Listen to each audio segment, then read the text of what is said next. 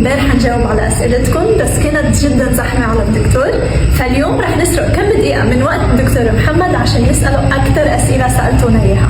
تمام دكتور، بناء على أسئلة المراجعين عنا جمعنا لك كذا سؤال حنطرحهم اليوم عليك. السؤال الأول هو شو الفرق بين البوتوكس والميزوبوتوكس؟ الاختلاف بشكل أساسي بيكون بالتقنية الحقن وبالتمديد، يعني بنستخدم البوتوكس بشكل أساسي للتجاعيد التعبيرية، والميزوبوتوكس بنستخدمه بتخفيف مختلف ممكن لاستطبابات كثيرة، ولكن أكثر شيء ممكن نستخدمه للمسامات الواسعة، بيعطي جلوينج للسكن، بيعطي تايتنينج للسكن. ممكن أحيانا في بعض الأحيان اللي عندهم إفرازات دهنية زايدة ممكن نستخدمه الميزوبوتوكس، بعض الأحيان لمرضى الروزيشيا. ليش البوتوكس ما بيبقى أثره بالوجه إلى شهرين بس ودايما بيقولوا لهم 6 أشهر بيضل عندك البوتوكس؟ تمام، هو بشكل ساينتيفيكالي أو بشكل علمي كدراسات مدة البوتوكس من 4 إلى 6 شهور، وليست شهرين وليست أكثر من 6 شهور. تمام، في عوامل معينة ممكن في بعض الناس اللي بيحقنوا بوتوكس بشكل متكرر ممكن بمسافات قليلة بين بعضها ممكن يصير في عندنا مثلا ريزيستنس أو مقاومة للبوتوكس. في ممكن الشخص ما بيتبع التعليمات فما بياخذ اوريدي النتيجة المطلوبة، في ممكن انه حاقن كمية اقل من الكمية المطلوبة. ففي هاي السؤال له عدة اسباب، فكل شخص اوريدي حسب ما نعرف شو السبب. من هل كويس لحب الشباب؟ بالنسبة للبي ار بي لا، هي مش أحد علاجات حب الشباب. علاجات حب الشباب معروفة، ممكن تبدأ بعلاجات موضعية ككريمات، ممكن نوصل للروأكيوتان، ولكن جلسات البي ار بي ما بنستخدمها لحب الشباب النشط.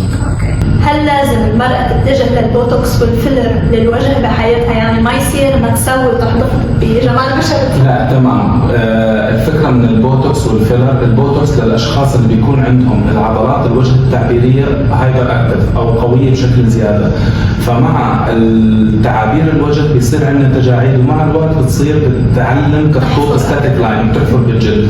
فهدول هم اللي بالأساس اللي بيحتاجوا إنه يسووا البوتوكس. وطبعا البوتوكس كل 6 أشهر على الأقل، ما يكون فترات أقل علشان ما يعطينا ثيننج للسكن وبعدين يقل تأثيره ويعطينا اوريدي إنه الجلد يترقى. فلذلك ضروري جدا إنه ما يكون فترات متقاربة بشكل كبير. وبالنسبة للفيلر لا، مو شرط إنه كل واحد تسوي فيلر وبوتوكس، هي حسب الحالة وحسب الشخص اوريدي شو عنده مشكلة. إذا عنده مشكلة بيستخدم اختياري، يعني ما في شيء إجباري، هذا إجراء تجميلي وليس علاجي. في بعض الحالات أحيانا بيكون علاجي لما يكون في عندنا مشاكل. يا دكتور عفوا أخذنا بعد كثير من وقتك، بس عندي آخر سؤال حطلعه لليوم اللي هو عمري 44، شنو أفضل إجراء لشد الوجه وإعطاء نضارة؟ تمام، هو السؤال انه 44 سنه شد وجهه واعطاه نظاره، ما فيني للامانه كسؤال انه هذا جاوب عليه، ولكن احنا بنقيم الشخص او حاله الوجه اوريدي على كانه بنتعامل مع لايرز طبقات. اذا المشكله بالطبقه السطحيه للجلد اللي هي البشره اوريدي لها اجراءات معينه، ممكن تكون تقشير، ممكن تكون فراكشنال ليزر، ممكن تكون عده اجراءات.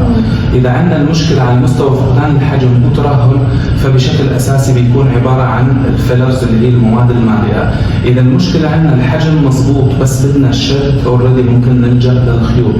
إذا المشكلة عندنا بالتجاعيد التعبيرية والرينكلز، الفاين رينكلز وهالأمور هاي اللي هي الدايناميك رينكلز وهي بنستخدم لها البوتوكس. فالسؤال عبارة عن يعني ممكن تشعبات ممكن تحكي فيه ساعة، بس بشكل عام هاي هي على حسب تقييم كل حالة فبنحدد شو اللي محتاجيته، لأنه في ناس اوريدي بيكون عمرهم بالثلاثينات وعندهم مشاكل أكثر من اللي عمره 40 حسب طبيعة الشخص، الجينيتكس عنده، حسب طبيعة حياته، اللايف ستايل عنده، حسب العناية اللي بيعتني فيها. إذا عنده أمراض مزمنة، الناس اللي بيكون عندها أمراض مزمنة سكر ضغط هالأمور فبيكون عندهم مختلف اوريدي، ممكن يكون في عندهم فوليوم بس أكثر فبنحتاج أشياء مختلفة.